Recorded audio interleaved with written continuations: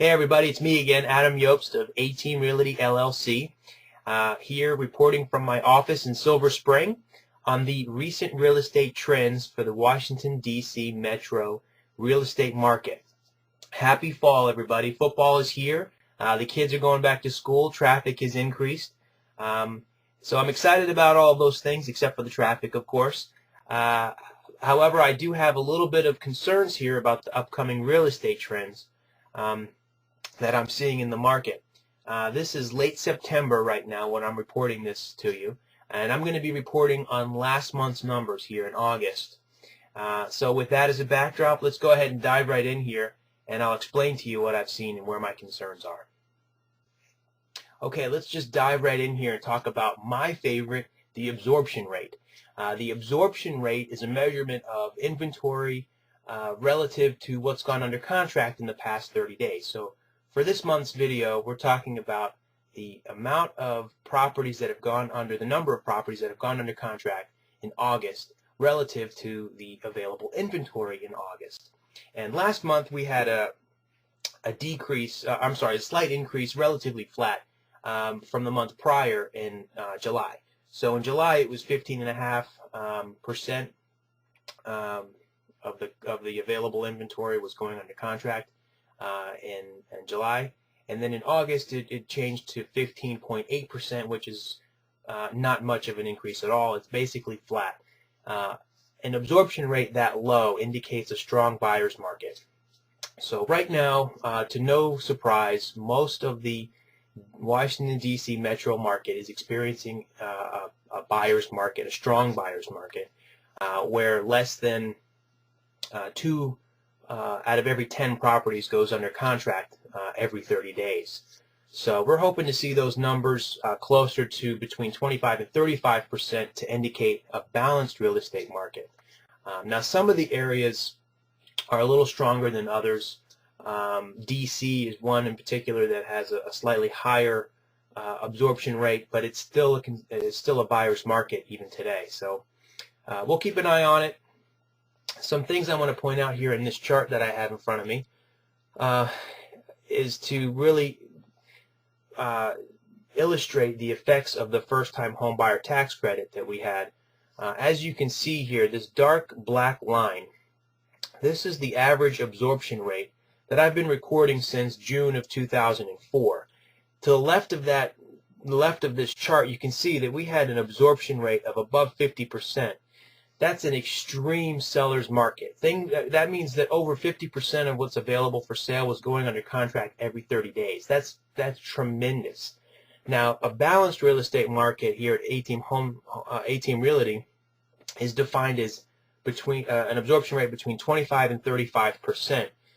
So as you can see here, we kind of zipped right through a balanced real estate market in about 3 or 4 months here in 2005, and we've been in a buyer's market now since the beginning of 2006, with the normal peaks and troughs here over the real estate sales cycle, with most of the activity and the absorption rate increasing in the summer months and then decreasing in the winter months. So we've seen that same trend with the peaks and troughs here from about 2006 to this current year. Now on the far right of the chart, you'll see right around March 2010, we had a surge of activity and a surge of buyer demand, and that was caused by the first-time home buyer tax credit. That absorption increase dropped off big time here in May and has remained low since then. Now that initial increase affected home prices. I'll get into that a little bit later, but we did see a home value increase as a result of that additional demand here in the front of this year.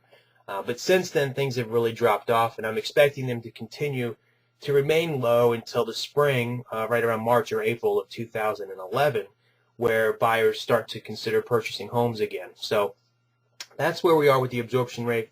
What you need to know about the absorption rate is that basically it's a strong buyer's market. It's still a great time to buy, and it's a very difficult time to sell. If you want to sell, you need to make sure that your house is priced right and it shows great. because only less than 2 out of every 10 that are on the market go under contract. Days on market. This is one of the least exciting measurements, but it is something that I report on every month. The number of days on average for our Washington, D.C. metro area took to sell a property in August was 71 days. That's an increase of about 7.5% compared to the month prior. In July, that's a normal trend that we see just about every season. It tends to take longer to sell properties in the fall and certainly in the winter, certainly between the holiday season, than it does compared to the summer. So we had a slight increase in the number of days to sell a property, and I'm expecting to see that remain relatively high. Certainly above 70, maybe 80 days, maybe up to 3 months, 90 days to sell a property here in the winter months on average. And we saw that slight increase across the board for all of the areas that I track here in the Washington area. All right, now let's talk about the number of sales.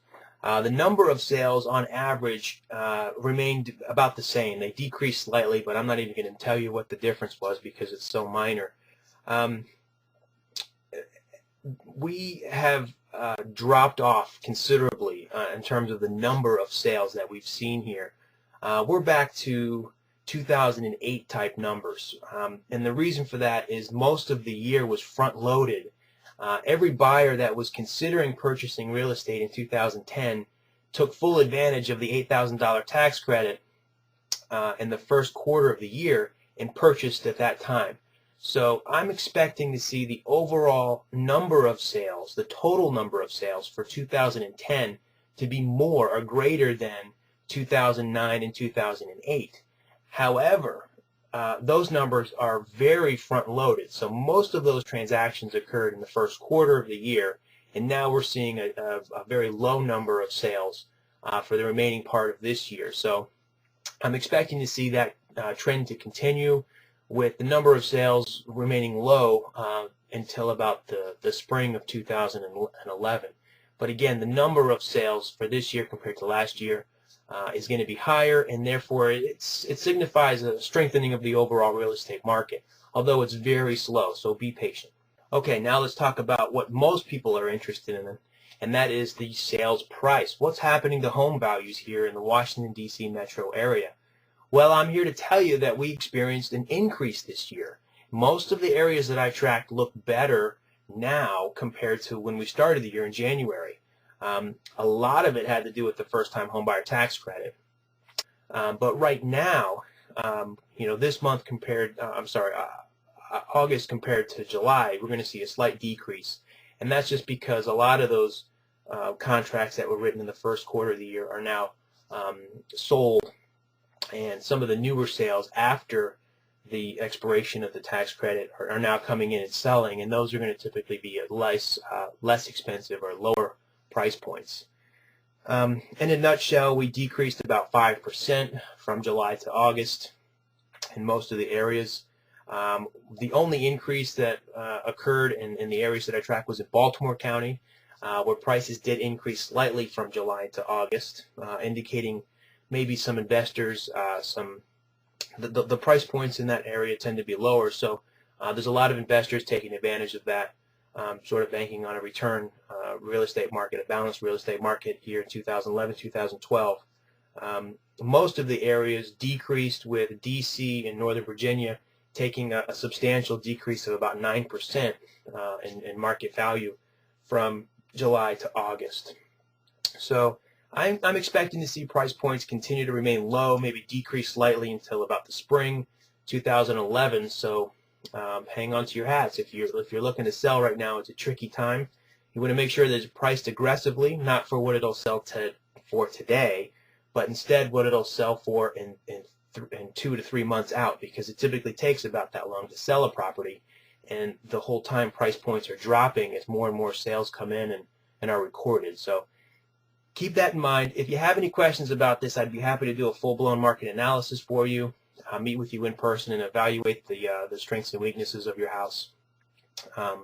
I love my job. What can I tell you? All right, and with that, I'm going to let you go.